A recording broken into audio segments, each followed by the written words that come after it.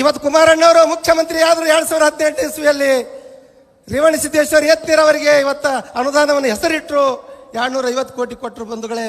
ಆ ನಂತರ ಬಿಜೆಪಿ ಸರ್ಕಾರ ಬಂದಕ್ಕರ ಬೊಮ್ಮಾಯಿಯವರು 250 ಕೋಟಿ ಕೊಟ್ಟು ಅಡಿಗಲ್ ಮಾಡಿದ್ರು.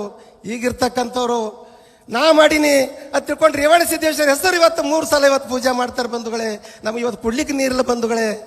ನಾನು ಈ ಭಾಗಕ್ಕೆ ನೀರಾವರಿ ಆಗಬೇಕಂತ ತಿಳ್ಕೊಂಡು 46 ದಿನಗಳವರೆಗೆ ಹೋರಾಟವನ್ನು ಮಾಡಿದೆ. ಈ ಭಾಗದಲ್ಲಿ ಧರಣಿ ಸತ್ಯಾಗ್ರಹವನ್ನು ಮಾಡಿದೆ, ರೈಲ್ವೆ ಬಂದ್ ಮಾಡಿದೆ, ಇವತ್ತು ಹಾವೇ ಬಂದ್ ಮಾಡಿದೆವು.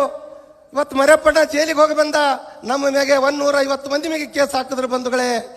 ನಾನು ಸರ್ಕಾರಕ್ಕೆ ಕೇಳಿದೆ, ನನ್ನ ಜೀವ ಹೋದ್ರು ಸರಿ ಇಲ್ಲ, ನನ್ನ ಗುಂಡು ಹಾಕಿದ್ರು ಸರಿ ಇಲ್ಲ, ನನ್ನ ಜನರಿಗೆ ನೀರು ಕೊಡಬೇಕು ಅಂತ ತಿಳ್ಕೊಂಡು ನಾನು ಹೋರಾಟವನ್ನು ಮಾಡಿದೆ ಬಂಧುಗಳೇ. ನನ್ನ ಮೈಯಲ್ಲಿ ಹರಿತಕ್ಕಂಥ ರಕ್ತದಿಂದ ಸರ್ಕಾರಕ್ಕೆ ಪತ್ರ ಬರೆದೆ, ನನ್ನ ಭಾಗಕ್ಕೆ ನೀರಾವರಿ ಮಾಡಿ. ಯಾವ ಶಾಸಕರು ಬರಲಿಲ್ಲ, ಯಾವ ಮಂತ್ರಿಗಳು ಬರಲಿಲ್ಲ.